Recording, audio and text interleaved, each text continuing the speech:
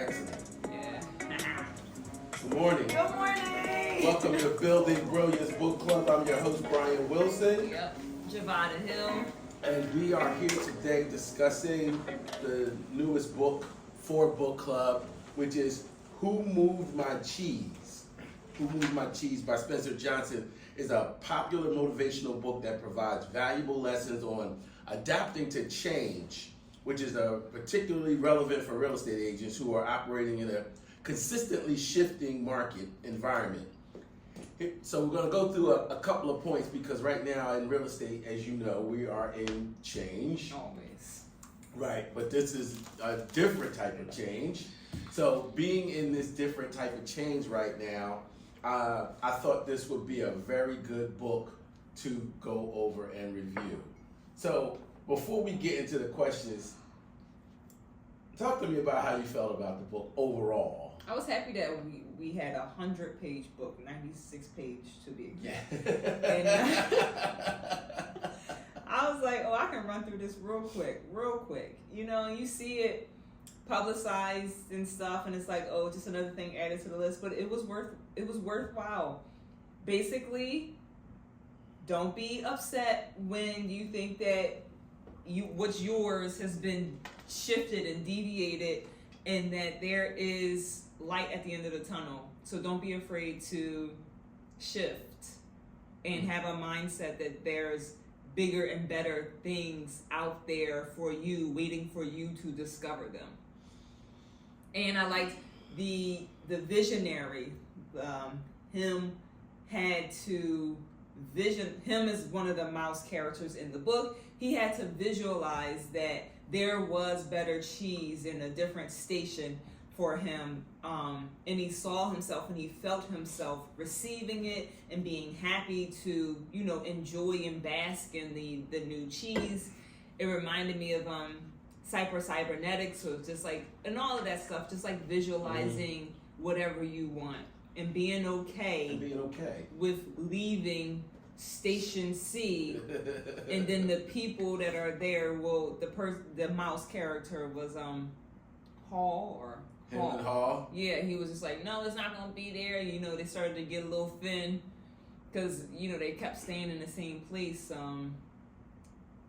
Basically, just like looking for the same cheese and going to the same place over and over again. The funniest part for me was when they started to knock a hole in the wall. Yeah, maybe it's behind the wall. Yeah. I was crying when I said, you know, I've done that. Yeah. I've stood in my mind, I've stood in an empty room looking for something and then started to try to knock a hole in the wall to find it, thinking, and I actually convinced myself that it was on the other side of the wall. And I'm using this metaphorically because, I mean, I didn't actually take a pickaxe and tear it to my house. But I mean, I've been stuck in a place like that. I call it analysis paralysis, where I just kind of stand there and not know what to do next. You know? I like that word, stuck. I felt stuck at a point, and I reached out for help. And it's always like, it's the question. I just watched that with my daughter. Yeah, I watched it like 2 weeks ago. It's a question, and it was like, when's the last time you did something for the first time? I was like, bet. Like, I can operate inside of that. And like, I ran a marathon. Like, okay. I started like doing stuff. Inside of this, what if there's better cheese in another station? Okay, bet. Like, now I'm becoming put my shoes back on. Lace my shoes back up. Yeah. I've been listening to all of the meetings and conversations that we've been having in the office, and I've traveled to other offices just to listen and hear how agents are adapting to the new changes that are taking place in the real estate market. And I hear a lot of hems and haws. I almost fell into the hems and haws because, you know, it's like quicksand. It can drag you in and then create these circular conversations and group agreements, and now everybody's like, oh my God, frozen. or in this depressive state of why do things have to change? Why can't my cheese stay in the same place? Why can't I get it the way that I've always been getting it? This is not fair. I need to be compensated, that whole mindset. So then I had to step away, and I'm really glad that this book got reintroduced to me. This book has been sitting in my house for years, and I never read it. Never read it. Never even cracked the book. The gold that is already within us. Yeah. You got so much gold already. You got so much wealth. You got it all. You got all the knowledge. You ain't gotta go out nowhere because it's already in your house. It's already in the house. Everything is sitting there, and all I had to do is just really crack the book. And I found myself laughing at points in this book. Didn't they because say I to do that? saw myself going, I done taken my shoes off. I can't find my shoes. I've painted pretty pictures of cheese on the wall with all my, you settled this, and you closed that, and that was great. And I'm going, okay, the cheese has moved. So now what does that mean? And because of all of the books that we've read, I've been able to review this particular situation for us from another perspective. Not from the perspective of fear, but a perspective of what do I get to do now? And what I came up with was I get to reinvent myself to clients. I get to reinvent myself and reintroduce myself to new clients. I get to explain a process or a change in a process in another way, from another perspective. I get to put a different spin on it. I get to change this whole thing up. And in the end, I get to make more money. So I'm not seeing any negatives here in this change. It really is forcing agents to do what we were supposed to do in the first place. That's how I came out of it. So now, here's my first question for you. Embracing the change in the market. Okay, so the real estate market, the dynamic fluctuations in pricing, buyer preferences, and economic conditions, just like the characters in the book adapted their changes to cheese. So, what has this latest change done for you in keeping an eye on the new market trends?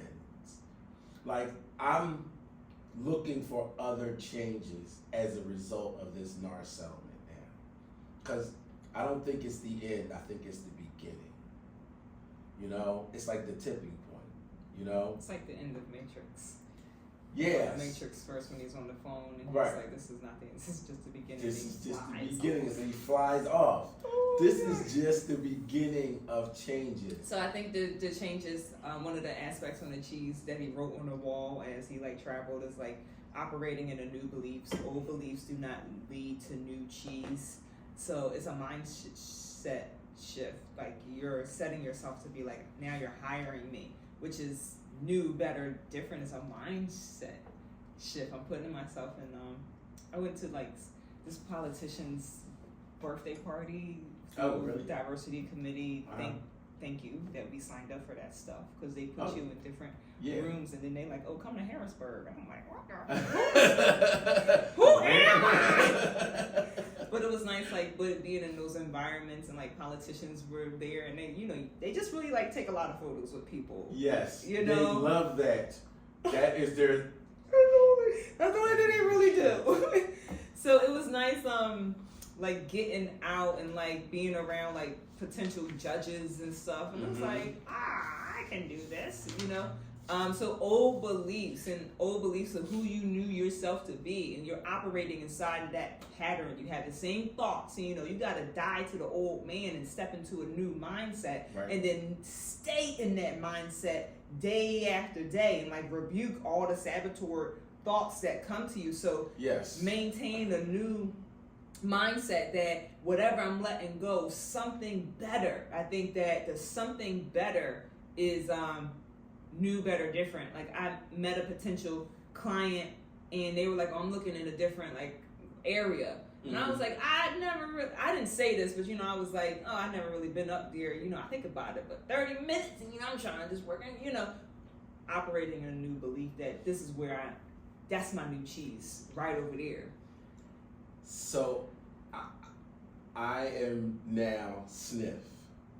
Oh yeah, my senses are heightened. Yes, because now I'm sniffing out new changes as a result of the big change that we just went through. Like, what's the next big? And we're in the anticipation business, like anticipation and expectation. For my thoughts towards you are good, and sometimes I'd be like the downfall, saboteurs, but that good things are coming. And Sniff and Scurvy knew that good, and they were excited. So I think that we are in the anticipation that I can expect something good to happen to me. Oh, I'm looking. Oh, it's all positive now. Yeah. That's all I see now is all positive now. Now my line of sight for critical path shifts, moves around.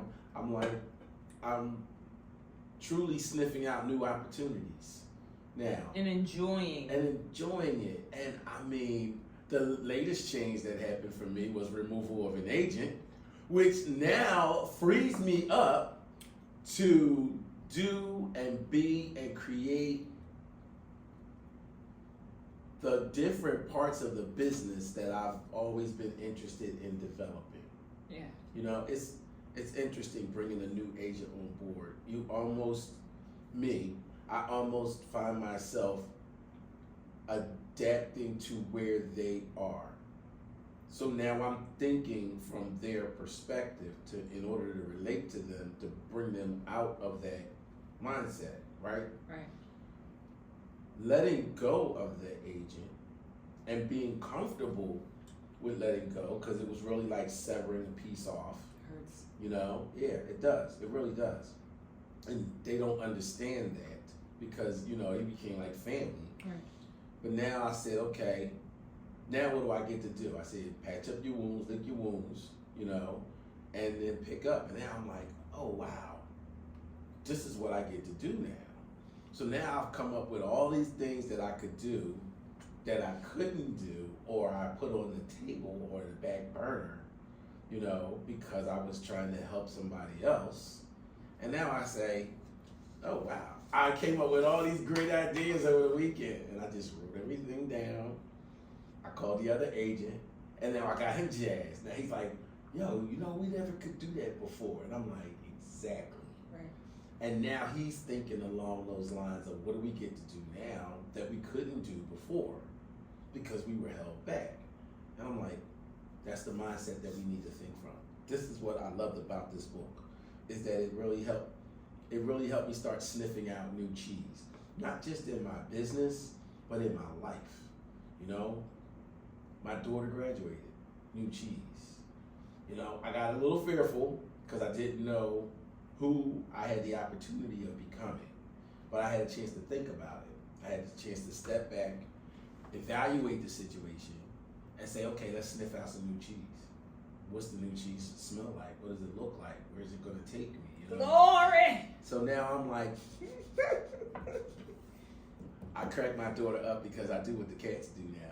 I smell everything first before I eat it. Right. And she's like, you're not the cat. I'm like, you're not a connoisseur. Yeah, I'm like, hey, come on. I mean, they do it. There's got to be a reason behind it, right? Yeah.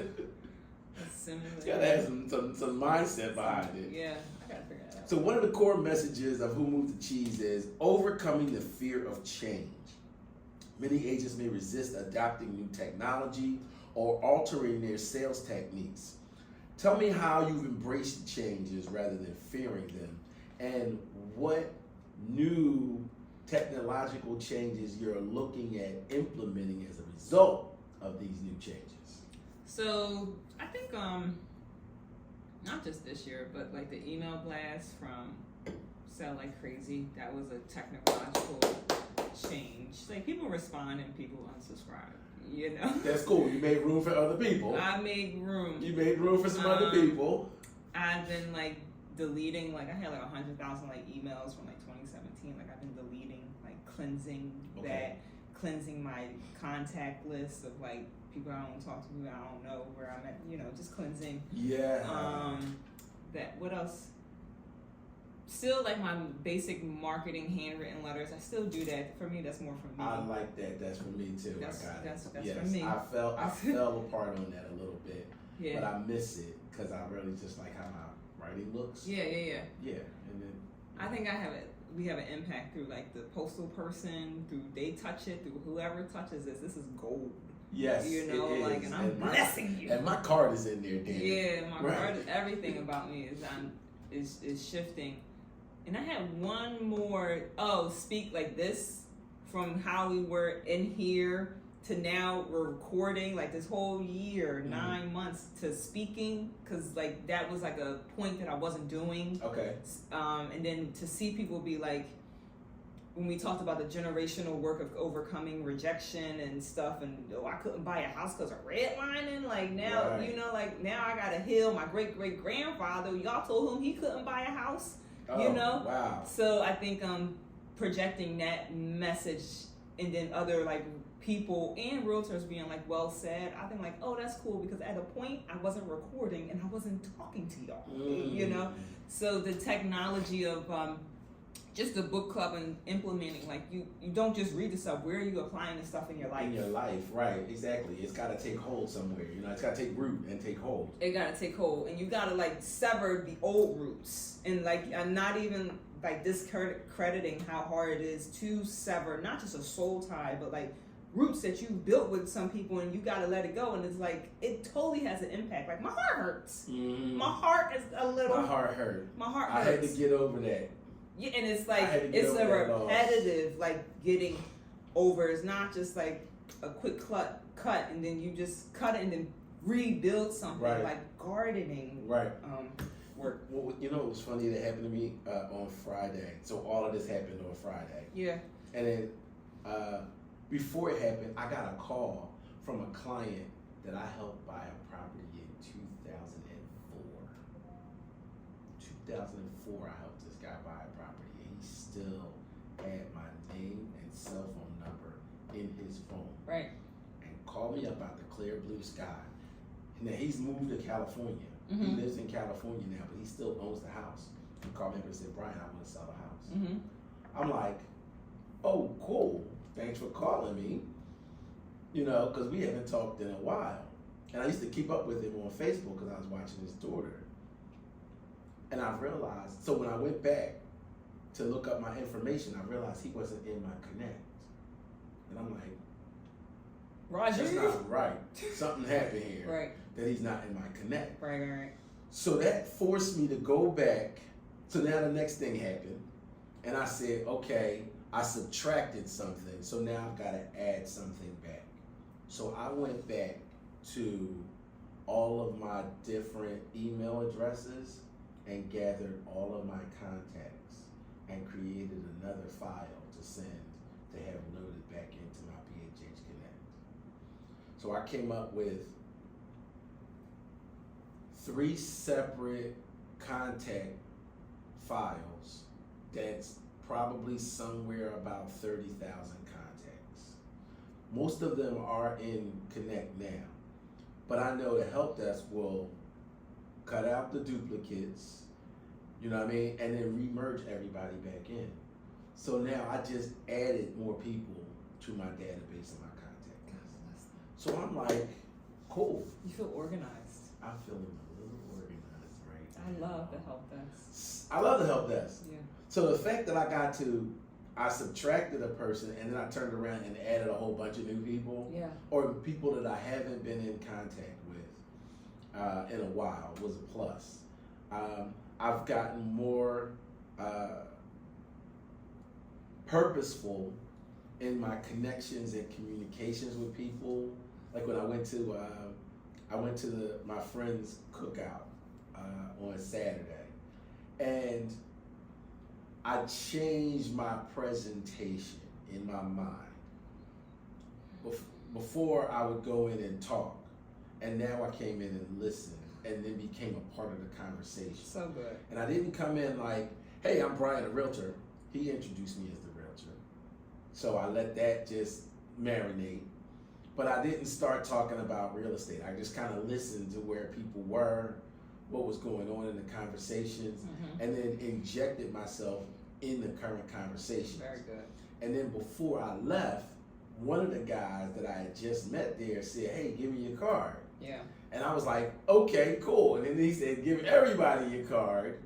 And I divvied out my cards, and all of a sudden, one of the guys, and I did my little closure spiel. We do this, we do A, B, C, X, Y, Z. And then one of the guys said, "You do that?" I said, "Yes." He said, "I need you because we have this situation going on in my family right now. Here's my card. My number is on it. Call me. I'm here for you. What can I do? How can I be of service?" So I've been adding to my sphere of influence. You know what I mean? Just by connecting with people with friends and their friends of friends, and just finding new ways to exert influence. What the funny part was all the guys are from the same section. They all grew up together. They're from the south side in West Philly, Robin Street. I'm from the north side. So then we had this jovial dichotomy conversation between the north side and the south side. I pulled up the Moon Gang. They didn't think I knew about the Moon Gang. You know what I mean? They are all older than me. So creating connection. Yes. So I'm creating this connection of buzz and conversation. Like the synaptic, like nervous system, like you're like tapping into their electrons. I'm loving it. I'm having a ball creating this conversation. How to win friends and influence people. Did Yes. you remember all their names and repeat it back to them?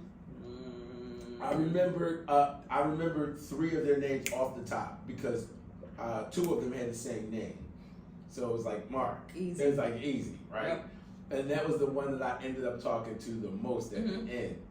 And then him and I was the one of 2 that connected the most because he had a fear of the dog. My friend has 2 dogs. One of them is huge. It's a Great Dane. Right.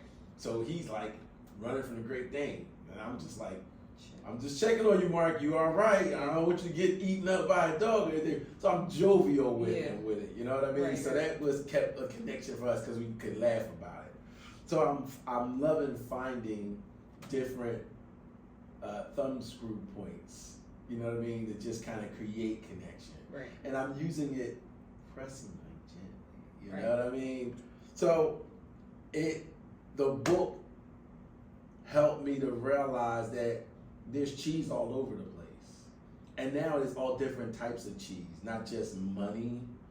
You know what I mean? There's value in friendships, connections, establishing connections. One of my friends whose house I went to, his best friend is a friend of mine that we found out that we were all friends. And he came over because it's their birthday. They share a birthday together. So yesterday was their birthday. So he called me up and he was like, "Are you still there?" And I'm like, "Yeah." He's like, "Don't tell him I'm coming. I want to surprise him." So he came, and we're both Masons. So we're both in the lodge together. So we had a whole conversation about that. You know what I mean? It was just connection. And creating that web, or realizing that web of connection existed, and then being able to strengthen it, pull it, tug it, bring people closer to me. I loved it. I had a great freaking weekend, and I appreciate this book, this little book about cheese, and then really, first of all, for me, defining what cheese meant, because I took it out of the context of just money. You know, originally when I got it, I was just thinking about money, buyer agency contracts, and, you know, how to get paid as a buyer agent. That was the only perspective that I thought about it from. But now, after listening to it a couple of times, I realized that cheese can mean anything, you know? So I've been able to move the marker by changing what my concept of cheese is. That was what I got out of this.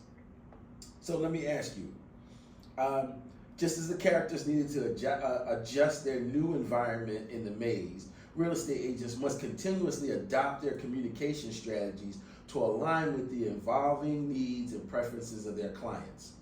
What changes in your communication have you adopted to your existing client base, and how are you using that with your future client to attract your future client base? Everything arises inside of language, the power of intention of listening, like making sure that you're doing more listening than talking, listening to what's being said and to what's not being said, and getting the emotion behind what's not being said. Those are just tools. Have I like invested in a communications course? Yeah. Have like I'm thinking like communication with myself. Communication, I think it comes down to listening. So it really comes down to listening. like, and I'm up there on listening. I'm up there. I can quiet my mind and just be with you. Like it's a practice. You know. No, I say that genuinely. It's a practice and it's a skill to just listen and not listen to the thoughts that you're thinking, but listening to what's there for the other person and really get in their world. What world are they operating in? So communication and listening. It's really just listening. That's very interesting because it reminds me of the last book that we read, Don't Sweat the Small Stuff. Mm-hmm. And I kept thinking that it was my small stuff that I was worried about sweating. And somewhere in the conversation, I realized that it wasn't just my small stuff that I was sweating. I was sweating other people's small stuff. And I was adapting their small stuff as my own small stuff. So like the conversations we had about people not speaking in the elevator. Yeah. Now I've changed that and I've made it a practice. Yeah. There's still only one person I won't speak to. I don't know why. We just had this weird. It is his small stuff that really affected me to make me not speak to him. And I see him every day. And every day I don't speak to him.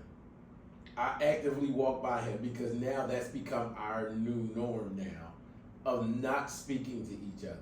But for real, that's his small stuff that infected me and then adjusted me accordingly. You guys are like dancing with each other. I'm creating you, creating me, creating you. Yeah. Like you guys are creating And each other. He shows up in your thinking by how he shows up, the way you think about him. Like, oh, he ain't gonna speak. Though he gonna show up like someone that's not gonna speak. Well, and that wasn't me. I would normally 100% responsibility. Yes, because I would normally go, good morning. And the thing that bothered me was when nobody says good morning back to me. That was my small stuff. I'm learning common humanity.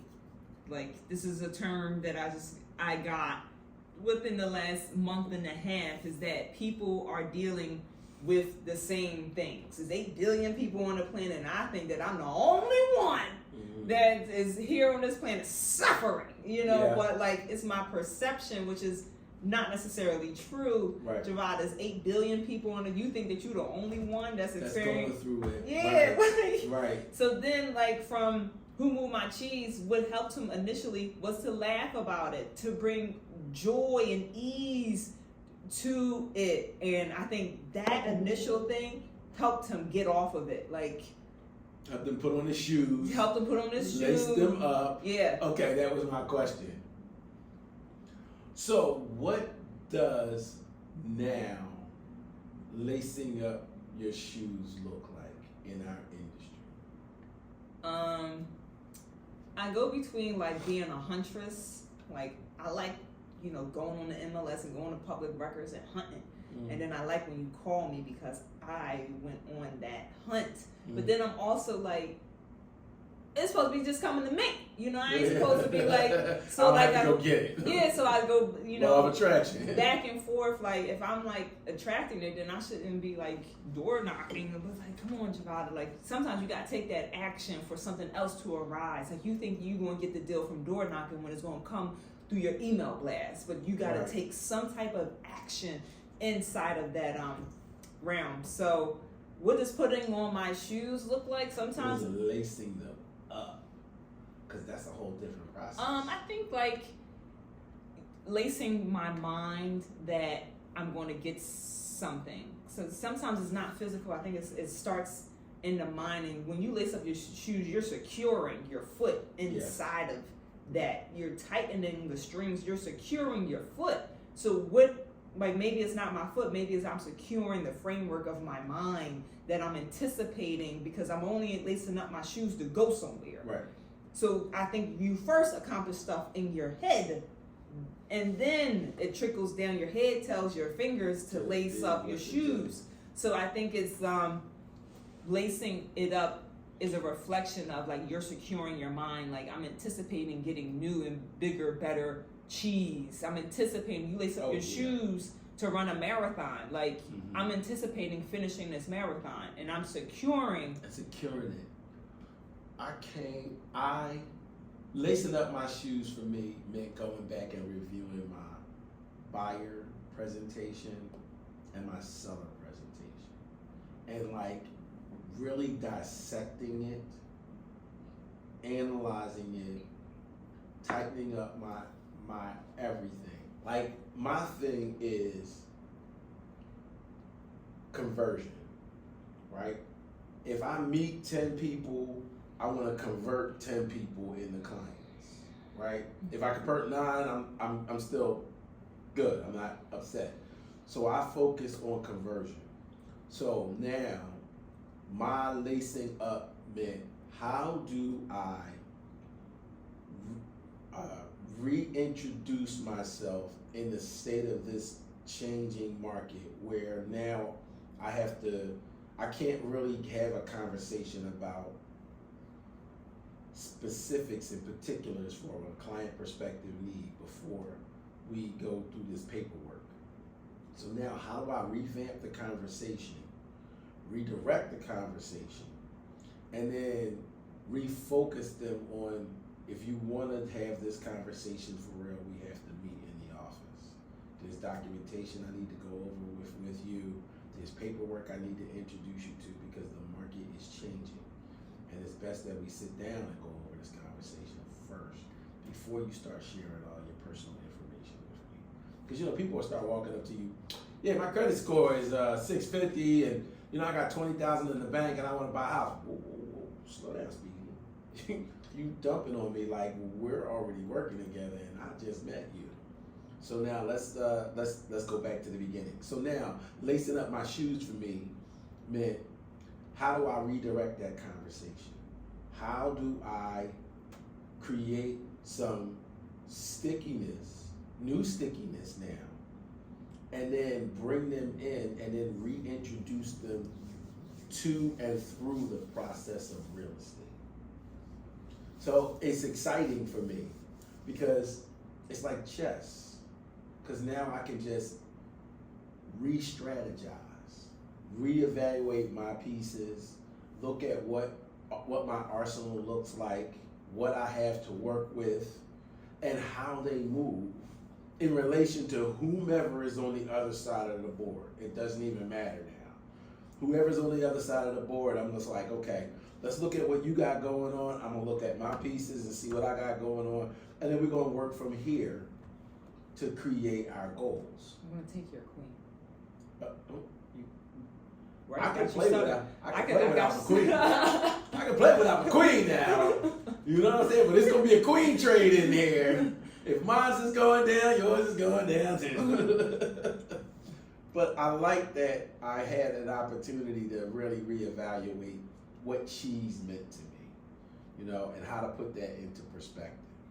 Okay, so now it's 8:42. This is the point of book club where we compare and contrast the current book that we are reading with a book that we've read in the past. So Javada, tell me what you want. Who with my cheese? Oh man. I love it when I catch her off guard with this question. Yeah, man. I was about to be like Demetrius real quick. You know what he was gonna say. Something. And I'd be like, trying to overthink it and trying to find something crazy and like out of the box to shift into. I have mine. I know. I got the name of the book. Oh yeah, I got it. All right. I think one of your favorites. The obstacle is the way. Oh no, not the obstacle is the way. Was that yours? Okay, no, it wasn't right. mine. Go ahead. That's By Ryan Holiday. You gotta be on the path. You think that it's an issue, that you think you're in an obstacle. The cheese is in station C, and then they stop bringing the cheese. That's an obstacle, and I don't want to go in the maze because I'm afraid I'm gonna get lost and I don't know the path. I've never been down here before. That's the obstacle, but that is also the way to getting to what you want down the line. So. Don't be. I like that. It's Don't get stuck. Don't get stuck, and Right. It's okay to see the fear, but that's not. You don't gotta live inside of it. You can see it live inside of it. and keep it pushing. You can see it and still take that walk. Right. So I'm gonna go to compare. The obstacle is the way with who moved my cheese, because your cheese keeps changing along the path. Keeps moving along the path. Wow. Okay. You got a contrast? A contrast of who moved my cheese. Hand me that pen, please, because before I forget what I was getting ready to say. Contrast. I would have went with. Keep on. Right. Because I wanted to look over here and see what I'm writing down. I'm gonna go with the hidden messages of water. It's okay. Okay. As a contrast, because water flows and you stop the flow if you don't go with the movement. You put a barrier, I don't know, they were mice, but if you were a beaver, you put up a dam to be like, oh, I can't see nothing else. All this water, I'm going to stop all this water. I'm going to put up this dam because I don't know what's below the cliff. And it's a beautiful waterfall, but you don't know because you put up all these fences. Yeah. So you stop the flow of water. So as a contrast, you stop moving. You got stuck, and we talked about being stuck. Yes. And sometimes it's the question, what would I do if I wasn't afraid? So sometimes the question is they move you, and Hall wasn't moved. He was just he was moved by fear, which had him paralyzed. Yeah. And some of the other ones, they were just so excited, I'm jumping off the cliff, and I'm just gonna not dramatic as that, but they were free, and water is free flowing go down the stream. Wow, you just made me think. You might make me change my answer a little bit in your answer, but my compare was Think and Grow Rich. Okay. So I compared Who Moved My Cheese with Think and Grow Rich. Okay. Because I was looking at how to think about growing rich and what that actually meant in relation to where the cheese is now. So putting those two together forced me to think again about what rich means. Yeah. Because it's not just money, it's not just monetary. It's health, it's friendships, it's relationships, the reestablishing of relationships and those reconnections, and the value that all of that has for me. That was my compare. My contrast was 1,000 Splendid Sun. because I looked at it as in 1,000 Splendid Suns, she had this single-minded focus in my mind, which was survival. That was like her one common theme in an age of still trying to grow up. And because she was so focused on survival, which obviously is important, it affected how she moved in the pursuit of survival. So the cheese for her was always the same place. It was survival. It was just getting to the cheese that made the obstacles different for her. So looking at how she was able to maneuver, or the lack of ability to maneuver, mostly fear-based, kept her in this tunnel vision of, oh my God, I have to do whatever I have to do to survive. You know, lie, cheat, steal, fake a pregnancy, you know, whatever it took, you know, she had to restructure her mind for it. So that was my contrast. But then, as you were talking, I thought about the Power Broker. And I'm deep in this book, thinking about cheese and the gluttonous thievery that took place in the early parts of development of New York, and how they really had to change their mindset about what value is. Obtaining all of that wealth only made the people poor, and the poor people turned on them, and now they're fearful of the poor people, because now the poor people who don't have any money are now going to rob them. So now they had to say, wait a minute, we can't just collect all this money for ourselves.